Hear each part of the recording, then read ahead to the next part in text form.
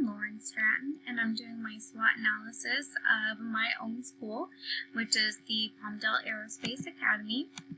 And my school is a TK through 12 charter school in Palmdale, California. The elementary school is brand new. It was still being built up until September, and then we didn't get our playground until about October. So this was our first year as a TK through 12th grade school. And this is our mascot. He's a cute little baby griffin, and he's absolutely adorable. I love him. And then these are the 3 goals from my school, the Palmdale Aerospace Academy, shortened to TPAA. The first one is TPAA will continue to improve conditions of learning. I think that's a really good goal. It's pretty standard. You could say that for any school, but they really want the best for the students, especially in the area that it's in, and I think they strive for that every day. And the second one is TPAA will increase achievement for all students. That goes again to improving conditions, making sure every group of students is being helped and has access to every type of learning. And I know my school works really hard on robotics and STEM and college readiness and even career readiness for trade schools. And then the third one is TPAA will increase school/community connectedness. When I was going through the LCAP, it was talking about chronic absenteeism in this area. And I thought that was interesting because I know that's an issue with my school and a lot of schools. And I like how they connect the community to that, because if I see it as the parents, sometimes the students, I'm looking at it from an elementary perspective of these kids aren't just going to say, no, I'm not going to school. The parents are the ones that have to take them, and if they're not taking them to school, they have really no control over that. So this is just some information. This is the 2019 school year, 2018-2019 school year, so it does not include the 620-ish students from the elementary school, but just kind of gives you a snapshot of the demographic. And then our revenues close to $17,000, and we are a Title I school. And it says here that the teacher ratio is 24. I know for certain that's not elementary school. I had 32 students, so these numbers may change next year. So nice little information, but this chart gives more information.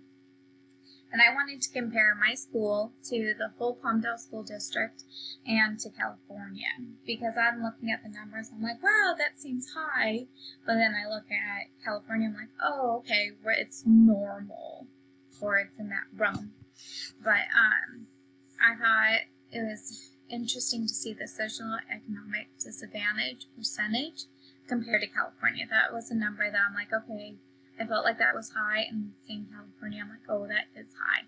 Not as high as Palmdale School District, but certainly high. And then English learners, I thought this percentage would be a lot higher. Of course, I'm thinking elementary, and this is more upper grade, so a lot of students have left out at that point, but I know the elementary numbers would definitely change this. And then foster numbers, which is a lot lower than Palmdale School District, but still higher than California as a whole. And then free and reduced lunch is still a lot higher than the whole California, but still less than the Palmdale School District, even though we're just under a tenth of the population.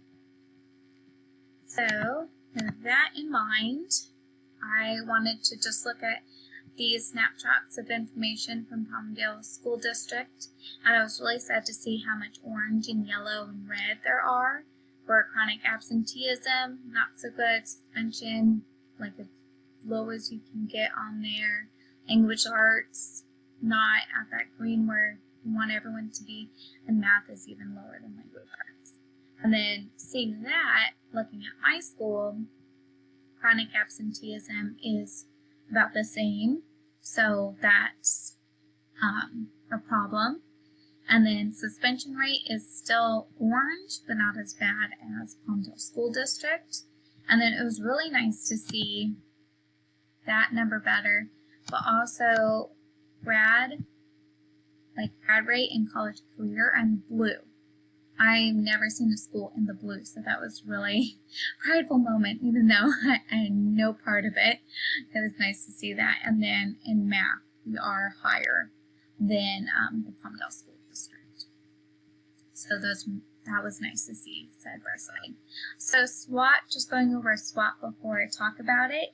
I see these as like helpful, and then internal. So internal helpfulness, which is strengths, and then you have internal things that will hurt it, weaknesses, external helpful, which is opportunities, and then external, which would be harmful, or threats. So strengths for my school is the strengths of the Palmdale Aerospace Academy are there's a clear mission statement. You go onto the website, it's there. I know it almost verbatim, like just my interviews, I knew it. They want the best for the students. They want homegrown aviators. The Antelope Valley was known for their, I almost said space program, their planes, and they wanted more students like that. And then I think my school understands the school's demographic really well and tries to really help from all that knowledge. And then there's also growth mindset in the teachers. The graduation rate is higher than that of the district, and then test scores are also higher. Here's the mission statement. I won't read it for you, but homegrown workforce, and they just want students to be ready for college and a career path, which can't argue with. And then some internal weaknesses is the large class sizes. I know on that one graph it said 24:1, which is what you want, which is nice, but I kind of have insider knowledge. And then there are a large number of staff members that are first or second year teachers. So you have new teachers with not a ton of experience, which may cause classroom management issues and other issues like that. And then high teacher turnover rates. Suspension rate is high, not as bad as Palmdale, but higher. Chronic absenteeism, or in orange, and then lack of technology for the elementary school. I kind of felt bad for listing off more negatives than positives, but in there you can see it. So going on to classroom sizes. This is my school versus the district, and I was shocked to see that my school has a higher student-teacher ratio, and that was kind of bad to see on that. Like, we can't beat them.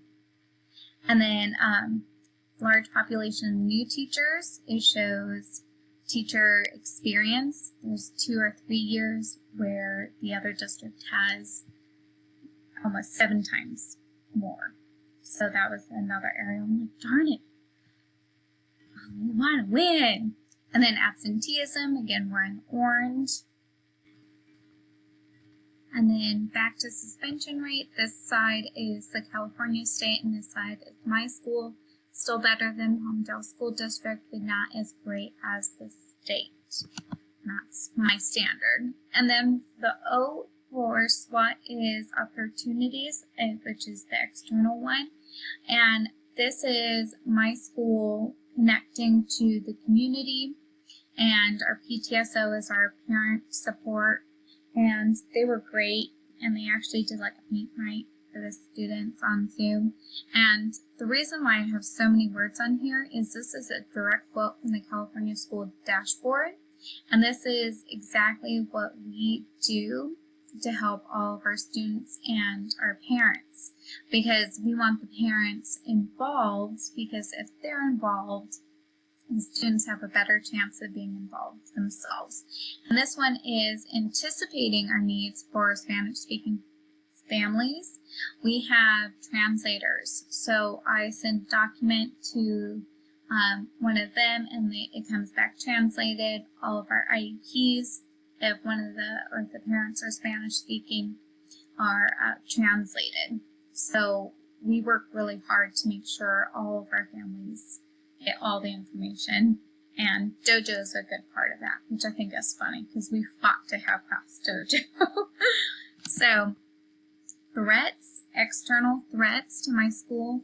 Demographic, I just mean that it's a high Spanish-speaking population which may not want to be as involved in the classroom things because, oh, this teacher's emailing me this really long paragraph and I don't know what to say, I'm gonna check out. But with what the school's doing with the translating, it's trying to remedy this threat kind of thing, this area that can be improved. And then this was interesting, district feeling towards charter schools.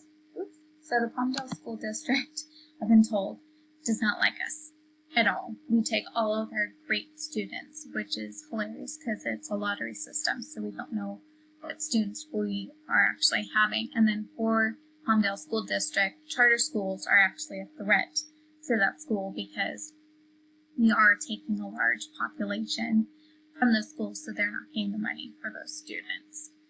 And then possible lawsuits. We are a brand new school, and this year we had a lot of trouble with our special ed department. We actually had our principal and several other people fired for deleting IEP information. So yeah, turnover rate because of possible lawsuits. So that wasn't fun. And then recommendations, going back to an internal weakness is reduced class sizes, and this may help decrease teacher turnover, which may help with the average school years of teaching experience for the teachers. So if the teachers aren't leaving every year, we might not hire brand new teachers, which I'm kind of thankful for because that's how I started. And then this may actually help increase test scores, and then it may increase school climate. So the teachers aren't burnt out as much from having so many students, kind of thing. And then another recommendation, this is for the suspensions, is increase positive school climate by adapting PBIS. And this is provide professional development classes to the teachers on implementing PBIS, as well as other staff members like our coaches and our supervisors, lunch ladies, kind of have everyone on that bandwagon. And then collecting data, you can calculate the number of suspensions after adapting it. And then more recommendations are reduce chronic absenteeism, possibly with the PBIS and positive school environment that might help as well. And then also providing parents with information explaining in detail why attending school is important, because they're the ones driving them to school. And then I was thinking about attendance awards. Like, we always have those award ceremonies, but what if it was connected to what the students really want? And then changing school start time. My school started at 7:30. And I had a lot of kids show up late. So pushing that back might help. And then another recommendation, especially with distance learning, is K through 12 having one-to-one technology. And I think doing that would be prioritizing technology when going over the budget and kind of hey, with all this happening, we really need technology because we were 1 to 3 devices, and it was hard. And then funding for technology may be obtained through reduction in absenteeism. So that's kind of my school. Some things I would like fixed, some things I really like. This is my reference slide. Thank you so much for listening.